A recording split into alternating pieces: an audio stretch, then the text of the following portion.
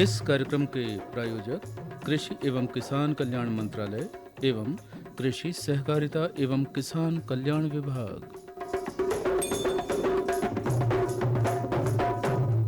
हरी भरी भूमि की शान, धन्य है देश का हर किसान। कार्यक्रम किसान वाणी सुन रहे सभी किसान भाइयों बहनों और हमारे सभी श्रोताओं को रीता बहन और रजनीश भैया की राम राम। स्वागत है आप सभी का आज की चौपाल में।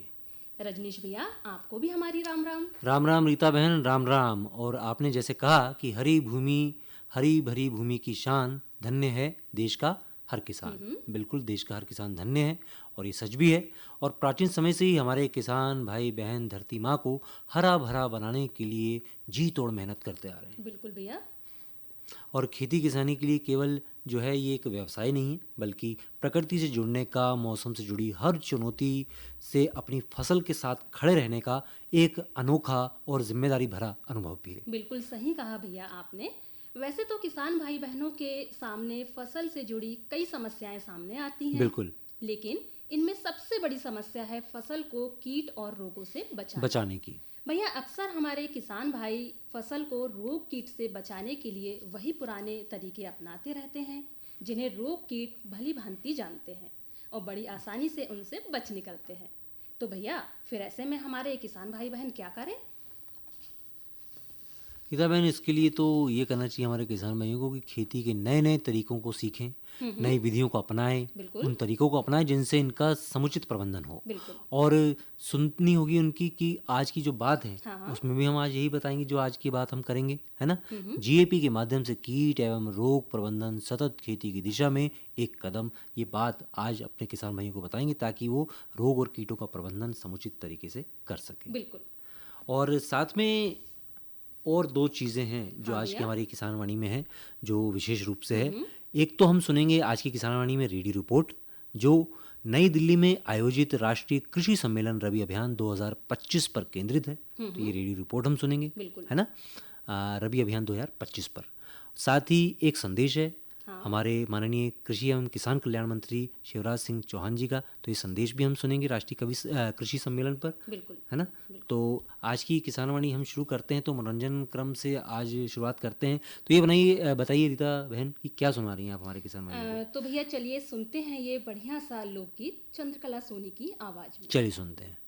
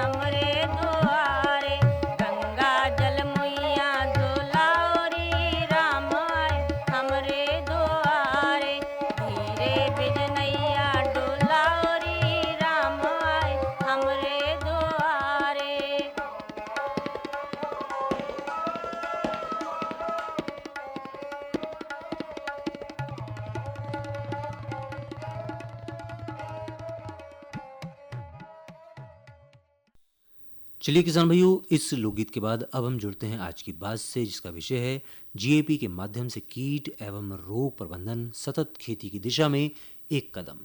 किसान भाइयों, जीएपी यानी गुड एग्रीकल्चर प्रोसेस यानी अच्छी कृषि पद्धतियाँ, जिन्हें अपनाकर हमारे किसान भाई बहन फसल में लगने वाले कीट और रोगों का प्रबंधन कर सकते हैं। किसान भाइयों जीएपी के और भी ढेर सारे फायदे हैं, लेकिन सबसे बड़ा फायदा इसमें यह है किसान भाइयों कि इसमें प्राकृतिक तरीकों को अपनाया जाता है, यानी पूरी तरह कुदरती तौर पर, जिससे जो है अनाज की गुणवत्ता बनी रहती है, प्रकृति को भी कोई नुकसान नहीं होता है, यानी बहुत ही निर्दोष पद्धति है एक तरह से। भारत एक कृषि प्रधान देश है। यहाँ खेती कर रहे किसानों की एक सबसे बड़ी समस्या है फसल में रोग कीट लगना, जिससे लगभग हर वर्ष जो भैया 20 से 30% फसल हमारे किसानों की खराब हो जाती है। और रीता बहन, जब तक हमारे किसान भाई बहन बचाव के जो उपायों को अपनाते हैं, तब तक बड़ी मात्रा में फसल को नुकसान हो चुका होता है। बिल्कुल भैया। ऐसे में बचाव के लिए किसान भाई रासायनिक कीटनाशकों का, फफूंदनाशकों का उपयोग फसल में करते हैं, जिससे फसल, मिट्टी, जल और मानव सभी पर इसके विपरीत प्रभाव पड़ते हैं। हाँ भैया, इन्हीं सब समस्याओं को देखते हुए जीएपी यानी अच्छी कृषि पद्धतियों पर ध्यान दिया जा रहा है। बिल्कुल बिल्कुल। इन्हें खेती में अपनाया जा रहा है। किसान भाइयों, जीएपी के कुछ बढ़िया सिद्धांत भी हैं, जिन्हें सुनकर ही आप समझ जाएंगे कि सच में ये खेती के लिए कितने लाभकारी हैं। ये तो आपने बिल्कुल सही कहा रीता बहन। जीएपी के सिद्धांतों में सबसे पहला सिद्धांत है खाद्य सुरक्षा, जिसमें ये ध्यान रखा जाता है कि हमारा जल सुरक्षित रहे, अनाज का भंडारण अच्छा हो और फसल में किसी भी प्रकार का कोई भी संक्रमण ना हो। पर्यावरण प्रबंधन में भी जीएपी के सिद्धांत में शामिल है, जिसका उद्देश्य प्राकृतिक साधनों का संतुलित उपयोग, कचरे का उचित प्रबंधन और समेकित कीट प्रबंधन को अपनाकर पर्यावरण को संतुलित बनाए रखना। बिल्कुल बिल्कुल। और किसान भाई, यही नहीं, इस पद्धति में खेती किसानी से जुड़े जो काम हैं, काम काज करने वाले हमारे किसान भाई हैं, उनकी सुरक्षा और स्वास्थ्य का भी पूरा ध्यान रखा जाता है, जिससे कार्यस्थल पर जो काम करने की जगह उनकी सुरक्षित हो और स्वच्छ पेयजल उन्हें मिले और हाथ धोने की भी अच्छी व्यवस्था हो।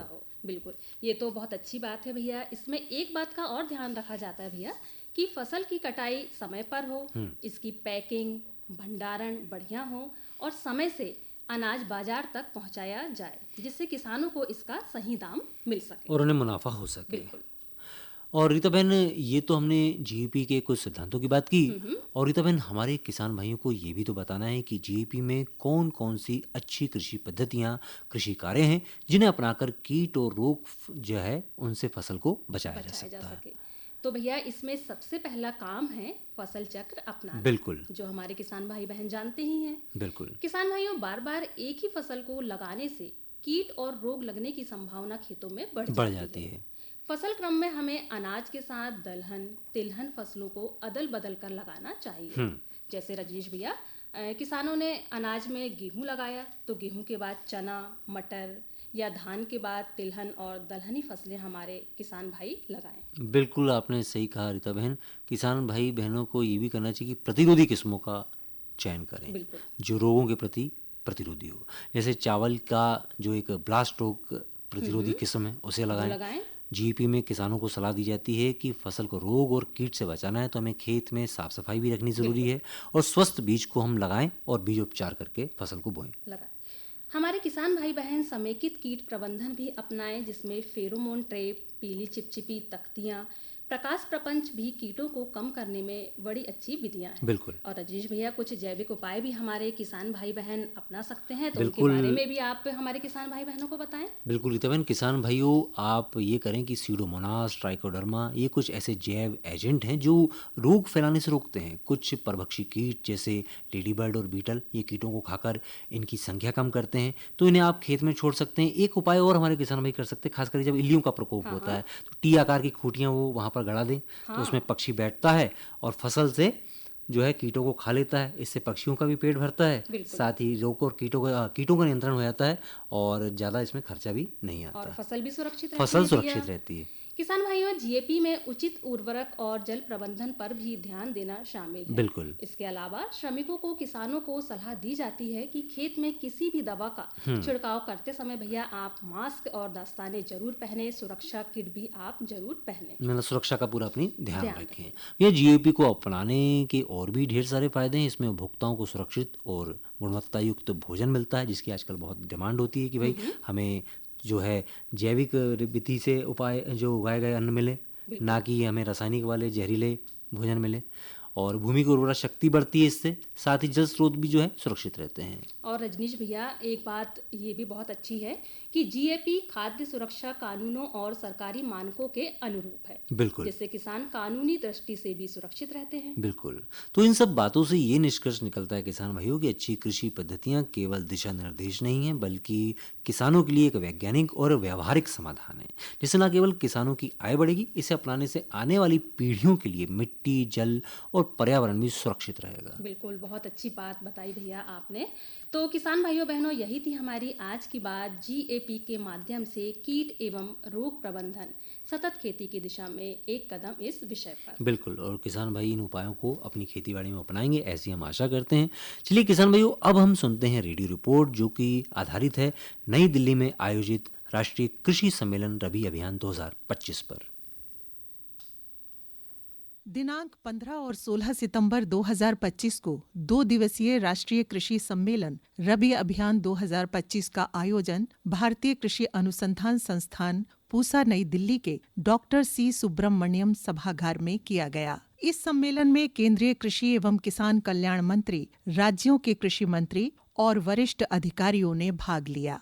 इस अवसर पर सभी का स्वागत करते हुए कृषि सचिव श्री देवेश चतुर्वेदी ने अपने उद्बोधन में कहा, सर, तो यही हम बात कर रहे थे कि जो 15th फाइनेंस कमीशन साइकिल जो हमारी ख़त्म हो रही है, और 16th फाइनेंस कमीशन साइकिल में 2 चीज़ें निर्धारित होती हैं। एक तो क्या डेवल्यूशन होगा राज्यों को, वो वित्त आयोग करता है, लेकिन साथ साथ जो रिसोर्सेज अवेलेबल है उस हिसाब से हर स्कीम को नई नज़र से देखा जाता है, और उसका नए सिरे से कैबिनेट से अप्रूवल या जो भी व्यवस्था की जाती है।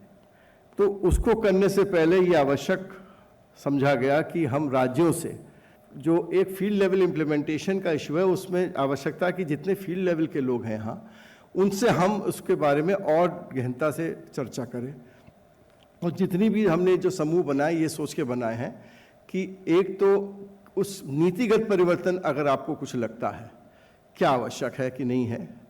दूसरा इशू है कि the country is very very diverse, ये बहुत विविधता वाला देश है। तो ऐसी स्थिति में क्या हम एक गाइडलाइन से क्या पूरे देश की विविधता को हम उसमें समाविष्ट करके क्या हम चला सकते? नहीं चला सकते। तो हमें हर जगह की विविधता के हिसाब से उसको थोड़ा थोड़ा लचीला बनाना पड़ता है, फ्लेक्सिबिलिटी होनी चाहिए। तो अगर आपको लगता है कि किसी स्कीम में इस तरह की फ्लेक्सिबिलिटी नहीं है, इनबिल्ट करनी है, कैसे है, उस पर आप चर्चा कर सकते हैं। कई बार होता है कि योजनाओं के स्वीकृतियों में एक व्यवस्था बनाइए, उसमें कोई कठिनाई है, उसमें हमको दिक्कत हो रही है कि इतने ज़्यादा लेवल्स हैं कि इसको कम करने की ज़रूरत है, तो उस पर बात कर सकते हैं। लेकिन हमको ये इंश्योर करना है कि हम उसको सीमलेसली कैसे करें, क्योंकि 90-95% लोग तो चाहते होंगे कि ये हो, 5-7% लोग का वेस्टेड इंटरेस्ट है, वो नहीं चाहता। तो वो एक कोशिश करेगा कि कुछ ना कुछ उसमें निकाल के कमियां कि साहब इससे ये दिक्कत आ रही है, वो दिक्कत आ रही है, उससे उसको रोकना चाहे। लेकिन इसका मतलब ये नहीं है कि वो रिफॉर्म नहीं होना चाहिए। अगर हमें किसान को ट्रेसेबिलिटी चाहिए कि एक सीड जा रहा है वो सही सीड है कि नहीं, वो सर्टिफाइड है कि नहीं, उसकी ट्रेसेबिलिटी नहीं है, तो हम कैसे इंश्योर करेंगे क्वालिटी पहुंच रही है। या कोई पेस्टिसाइड जा रहा है, वो नकली है असली है, अगर ट्रेसेबिलिटी नहीं है तो how will we ensure that the farmer gets the right pesticide. So the whole issue is कि ट्रेसेबिलिटी होना है, तो ट्रेसेबिलिटी होने के लिए हमें एक व्यवस्था बनानी होगी, जो हम प्रयास कर रहे हैं। जैसे मैंने कहा कि ये सारे जो समूह बने हैं, जो सारे डिस्कशन हैं, वो इसीलिए है कि आप अपना फीडबैक हमको दें कि इस चीज़ को कैसे सुधारा जाए, इम्प्लीमेंटेशन में क्या सुधार हो, नंबर 2 पॉलिसी में क्या सुधार हो, जिससे कि वो ज़्यादा फ़ायदेमंद हो सके।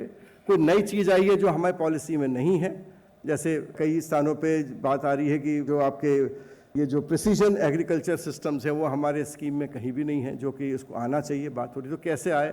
राष्ट्रीय कृषि सम्मेलन रबी अभियान 2025 के अवसर पर भारतीय कृषि अनुसंधान परिषद के महानिदेशक डॉक्टर ML जाट ने कहा, मकसद पहला यह है कि डिस्कवरी टू डिलीवरी कॉन्टिनम, हम डिस्कवरी आइसोलेशन में करते हैं, डिलीवरी आइसोलेशन में करते हैं, और एक डिस्कनेक्ट है, वो पूरा कनेक्टेड होना चाहिए कि डिस्कवरी से डिलीवरी। और मुझे लगता है कि उसी के कॉन्टेक्स्ट में एक देश, एक कृषि और एक टीम का जो विजन है वो लाया गया। हम फार्मिंग सिस्टम पर्सपेक्टिव में सारी चीजों को कैसे इकट्ठा लाएं और कैसे हमारी स्कीम्स में उसको ऐसा समावेशित करें ताकि उनका कन्वर्जेंस बेटर हो, तो वो भी एक विषय है। एक है सॉइल हेल्थ। हम लोग बात करते हैं सॉइल हेल्थ की, लेकिन बहुत लंबा सफर तय करना है। अभी भी सॉइल हेल्थ का डिटेरियोरेशन हो रहा है और उसको ठीक करने के लिए जो भी टेक्नोलॉजीज हैं उसमें सिर्फ फर्टिलाइजर अकेला दोषी नहीं है, या फर्टिलाइजर अकेले से काम नहीं चलेगा। हम कैसे इंप्लीमेंट्स यूज कर रहे हैं खेतों को जुताइयां करने में, उनका भी सॉइल हेल्थ पे इफेक्ट है। हम क्रॉपिंग सिस्टम क्या कर रहे हैं, उसका भी इफेक्ट है। हमारा फार्मिंग सिस्टम क्या है, उसका भी इफेक्ट है। तो मुझे लगता है सॉइल हेल्थ के ऊपर काफी मंथन करने की जरूरत है और वो हमारा फाउंडेशन है, क्योंकि वन हेल्थ की बात करते हैं हम। उसके लिए हम लोग एक काम शुरू किए हैं और उस पर रूपरेखा बना रहे हैं। कंसल्टेशन वर्कशॉप कई सारे हो रहे हैं। भारत सॉइल हेल्थ पॉलिसी, और सिर्फ पॉलिसी नहीं, पॉलिसी को इंप्लीमेंट कैसे करें उसकी भी रूपरेखा बनने लग रही है। तो मुझे लगता है क्लाइमेट एक्शन पे भी हमें काफी कुछ सुदृढ़ कार्यक्रम बनाने की जरूरत है, वो भी हम कर रहे हैं। और दूसरे जो चीजें हैं जिसमें अभी थोड़े ही दिनों में शुरू होने वाला है आग लगना पराली पे, सब लोगों को मिलके मंथन उस पे भी करना है। तो क्योंकि रबी कॉन्फ्रेंस है और रबी में हम जाने वाले हैं, उसी समय समस्या है, तो उसके ऊपर भी चर्चा होनी चाहिए। जो अलग अलग ब्रेकआउट ग्रुप्स हैं उसमें आपके जो भी व्यवहारिक सुझाव हैं कि उसमें क्या किया जाए। मुझे लगता है कि हमारी समस्या है कि हम सिल्वर बुलेट लेके जाते हैं कि मेरे वाली टेक्नोलॉजी रामबाण है, ऐसा है नहीं। सभी चीजों का स्कोप है, कौन सी चीज कहाँ सही है वो हमें डिफाइन करने की जरूरत है।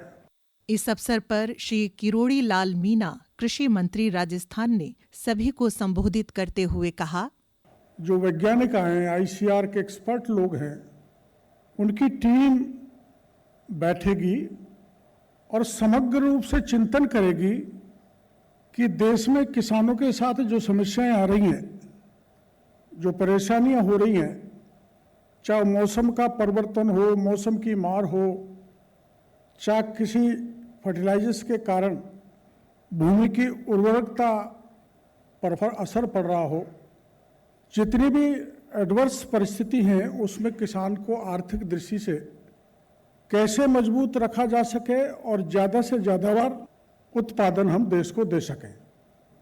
देश का किसान दया का पात्र है और किसान को चाहे कर्जा लेना पड़े, चाहे खाद के लिए, चाहे बीज के लिए, चाहे फसल के लिए, चाहे यंत्रों के लिए, तो उसको बहुत परेशानी से गुजरना पड़ता है। लेकिन अब की बार 20 दिन का आयोजन हमारी राज्य सरकार ने किया था, जिसमें हम इस बात में सफल हुए कि खाद भी नकली बनता है जो कोई सपने में सोचा नहीं करते थे, बीज भी घटिया बनता है जो कभी सपने में नहीं सोचते थे, और पेस्टिसाइड भी नकली बनता है जो कभी सोच नहीं सकते थे। हमने ये समझने के लिए आए हैं कि हम अच्छा से अच्छा विषम परिस्थितियों में किसानों को कैसे लाभ पहुंचा सकते हैं। कुछ ऐसे माफिया विकसित हो गए जो फसल बीमा में भी हैं, जो पेस्टिसाइड में भी, जो सीड में भी, जो फर्टिलाइजर में। तो उन माफियाओं से पीछा छुड़ाकर उत्तम क्वालिटी का खाद दिलाना, बीज दिलाना, पेस्टिसाइड दिलाना, किसानों को मिलने वाली केंद्र राज्य की जो भी सब्सिडी है वो किसान तक सही समय पर पहुंचा देना, ये चुनौती भरा हुआ है। इसलिए आप देश का किसान कैसे आगे बढ़े और राज्यों या केंद्र की जो योजनाएं उनको हम प्रभावी ढंग से कैसे लागू करें, उस दृष्टि से आप चिंतन करोगे। चाहे वो डाइवर्सिफिकेशन का मामला हो, चाहे सीड का हो, चाहे इनपुट का हो, चाहे कोई क्लाइमेट से जुड़ा हुआ मामला हो। और यहाँ जो आईसीआर में जितने भी वैज्ञानिक काम करते हैं उनकी विद्वत्ता का लाभ हमें मिलेगा और हम भी यहाँ कुछ सीख के जाएंगे तो हम अपने अपने राज्यों में बेहतर करने में सफल रहेंगे। राष्ट्रीय कृषि सम्मेलन रबी अभियान 2025 के अवसर पर केंद्रीय कृषि एवं किसान कल्याण मंत्री श्री शिवराज सिंह चौहान ने सभी को संबोधित करते हुए अपने उद्बोधन में कहा, मित्रों, आज मैं बहुत प्रसन्न हूँ। विकसित कृषि संकल्प अभियान जो हमने किया था खरीफ में, वो हमारे लिए प्रकाश स्तंभ की तरह काम कर रहा है। कुछ चीजें देश भर से आई थी, उसमें एक चीज आई थी नकली पेस्टिसाइड, अमानक बीज नकली खाद। अब उत्पादन बढ़ाना तो ये बुनियादी शर्त है। बेहतर बीज चाहिए, बीज कोई कहीं से टिपा ना दे, बीज आ कहां से रहा उसका सोर्स पता, ट्रेसेबिलिटी चाहिए। उत्तम प्रकार के बीज, उसकी व्यवस्था, खाद पहुंचे और समय पर पहुंचे। खाद की उपलब्धता एक विषय है, लेकिन खाद का वितरण दूसरा विषय है। वितरण की व्यवस्था में कहां खामी है? ऐसा तो नहीं कुछ को कम मिल रहा हो, कुछ को ज्यादा मिल रहा हो, कहीं ना कहीं वितरण में दिक्कत है और वो करना जरूरी है, क्योंकि अगर लेट हो गए खाद में भी तो उत्पादन पर विपरीत असर पड़ता है।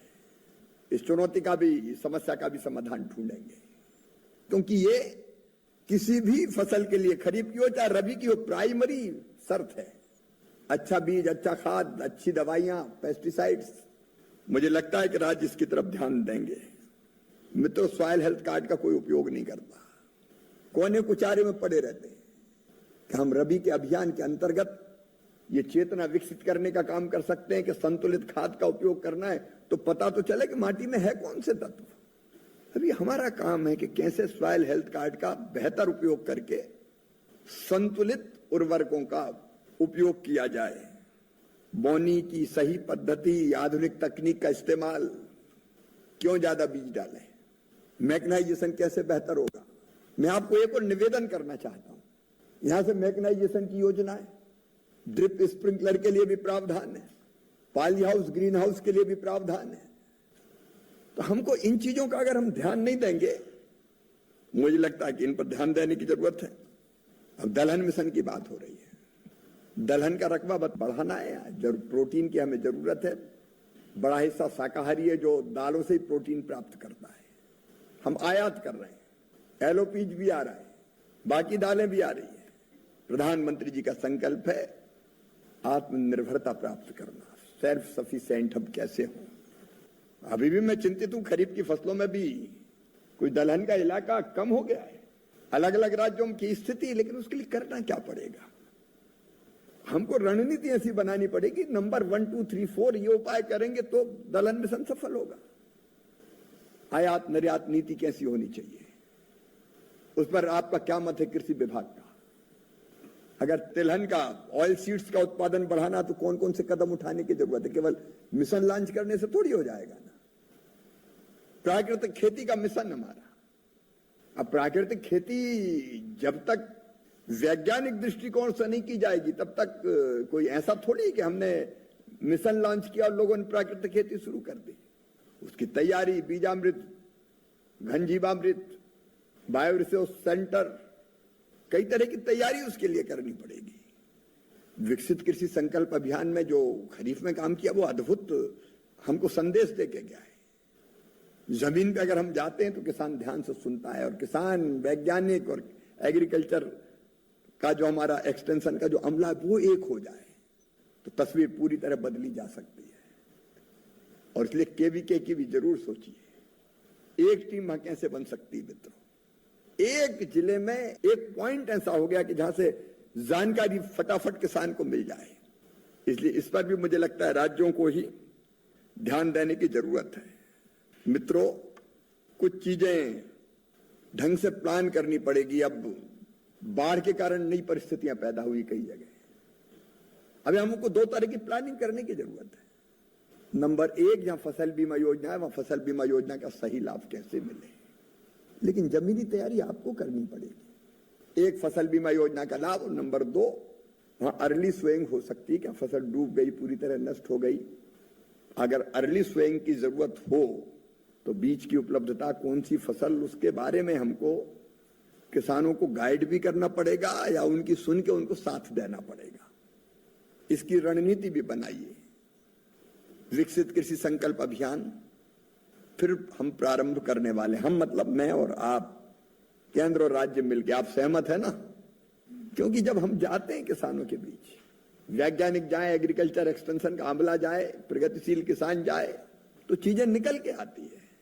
अब पिछले विकसित कृषि संकल्प अभियान में ही 500 चीजें निकल के सामने आई जिस पर नए ढंग से रिसर्च की, शोध की जरूरत है। और हमने तय किया है कि अब रिसर्च और शोध होगा तो किसानों की समस्याओं को समाधान के लिए होगा, केवल पेपर प्रकाशित करने के लिए रिसर्च नहीं होगा।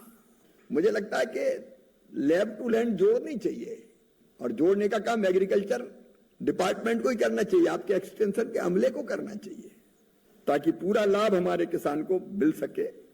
अभी जो जीएसटी की दरें कम हुई है 18% से लेके मशीनों पे तो 5% हो गई है, वो किसान के लिए सौगात भी है, वरदान भी है। लेकिन रियल टाइम में किसानों को लाभ मिल जाए उसका, किस ट्रैक्टर पे कितने पैसे कम, किस मशीन पे कितने पैसे कम, वो लाभ रियल टाइम में जनता को मिल जाए, इसकी कोशिश भी राज्यों को करनी पड़ेगी। मैं यहां भी कह रहा हूं कि हमको भी मीडिया, सोशल मीडिया, पैम्फलेट, कृषि विज्ञान केंद्र, जितने तरीके से किस चीज पर कितने रेट कम हुए, इसलिए ऊपर काम नहीं करेंगे, जमीन पे नीचे पूरी प्रामाणिकता से, पूरी मेहनत से, पूरी ईमानदारी से किसानों की टीम के रूप में हम साथ काम करेंगे। इंटीग्रेटेड फार्मिंग मेरा सपना है।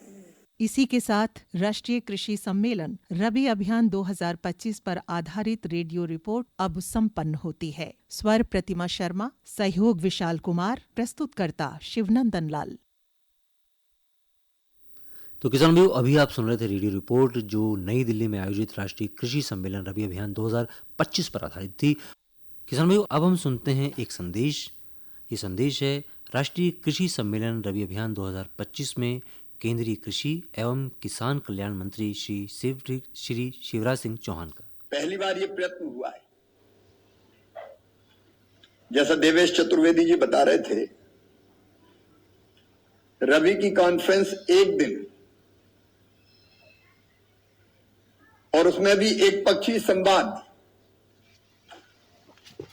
राज्यों में जहां जमीन पर खेती होना है उन राज्यों की कभी सुनता ही नहीं था, चर्चा नहीं होती थी, और इसलिए हमारे मन में यह विचार आया कि इतना महत्वपूर्ण विषय खेती, देश की अर्थव्यवस्था की रीढ़ है खेती,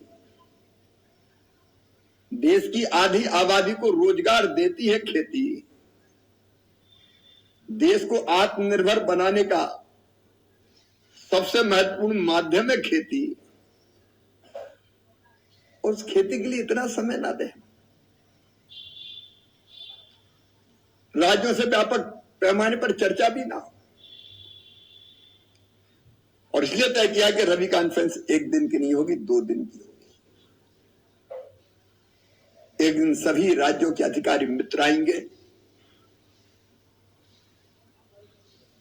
विषय तय होंगे, उन पर गहन विचार विमर्श करेंगे, चर्चा करेंगे,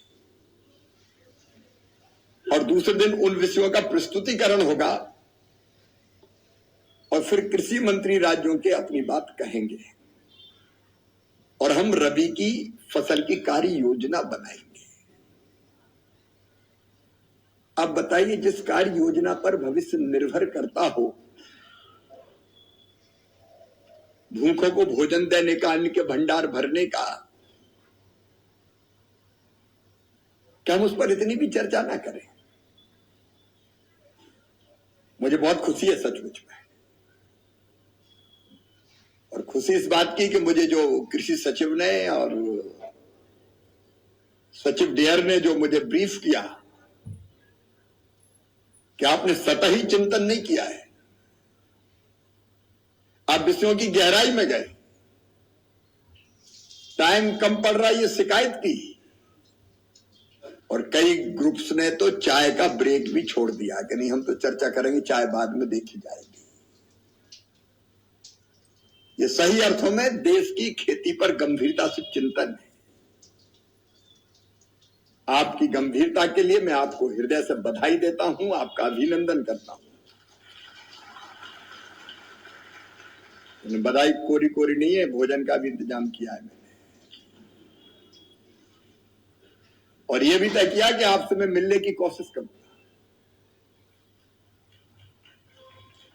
आखिर ये टीम एग्रीकल्चर है,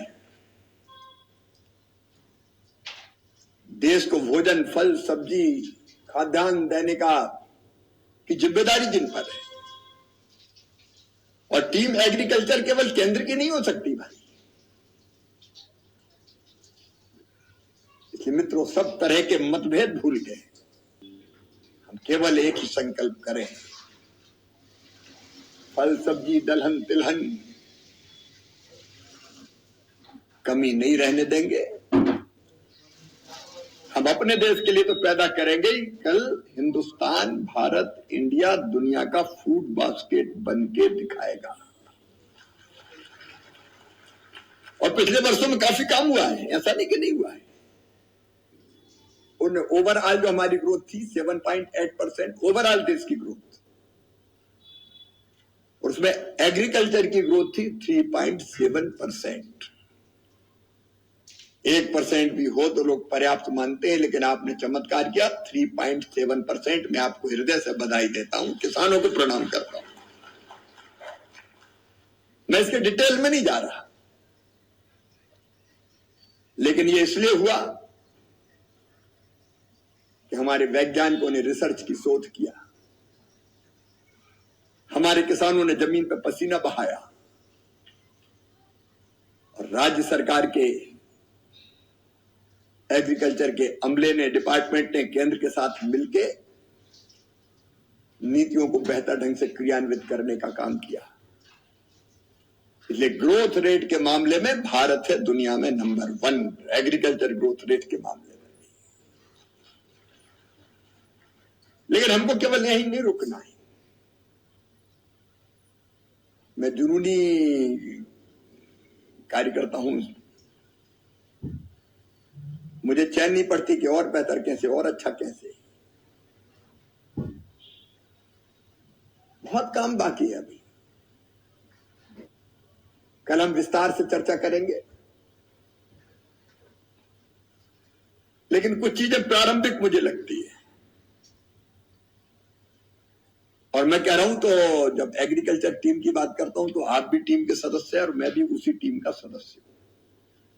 मैं और आप एक हैं, राज्य और केंद्र एक है। सारी संकीर्णताएं छोड़ दें, देश के लिए मिलकर एक साथ खड़े हैं। हम अपने देश के लिए काम करेंगे, अपनी जनता के लिए काम करेंगे। लेकिन कुछ चीजें प्रारंभिक है जिन पर हमको ध्यान देने की जरूरत है, वो आप दे सकते हैं, राज्य बेहतर ढंग से दे सकते हैं। विकसित कृषि संकल्प अभियान जो हमने किया था खरीफ में, बमाली प्रकाश स्तंभ की तरह काम कर रहा है। कुछ चीजें देश भर से आई थी, उसमें एक चीज आई थी नकली पेस्टिसाइड, अमानक बीज, नकली खाद। अब उत्पादन बढ़ाना तो ये बुनियादी शर्त है। बेहतर बीज चाहिए, बीज कोई कहीं से टिपा ना दे।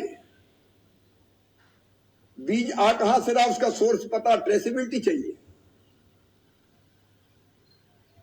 क्योंकि पिछली बार भी खरीफ में यह हुआ कि कई किसानों को घटिया बीज मिल गया। तो बीज ही सही नहीं है तो बाकी काम कुछ हो ही नहीं सकता। ये प्लानिंग के प्रारंभ में ही उत्तम प्रकार के बीज, उसकी व्यवस्था, खाद पहुंचे और समय पर पहुंचे। खाद की उपलब्धता एक विषय है, लेकिन खाद का वितरण दूसरा विषय है। कल हम खाद पे भी चर्चा करेंगे। यहां बात करो तो पर्याप्त खाद है, राज्य भी कहता है पर्याप्त खाद है। पर्याप्त खाद है तो फिर पर्याप्त ढंग से किसानों तक पहुंचता क्यों नहीं है? वितरण की व्यवस्था में कहां खामी है? ऐसा तो नहीं कुछ को कम मिल रहा हो, कुछ को ज्यादा मिल रहा हो। जिले जिले में आपकी टैक्स, कहीं ना कहीं वितरण में दिक्कत, और वो राज्य ही कर सकते हैं, और वो करना जरूरी है। क्योंकि अगर लेट हो गए खाद में भी तो उत्पादन पर विपरीत असर पड़ता है। चलिए किसान भाइयों, ये थी हमारी आज की किसान वाणी जो संपन्न होती है इसी संदेश के साथ। तो मैं रजनीश भैया, मैं रीता बहन, कहते हैं आपको राम राम, जय जय जवान जय किसान।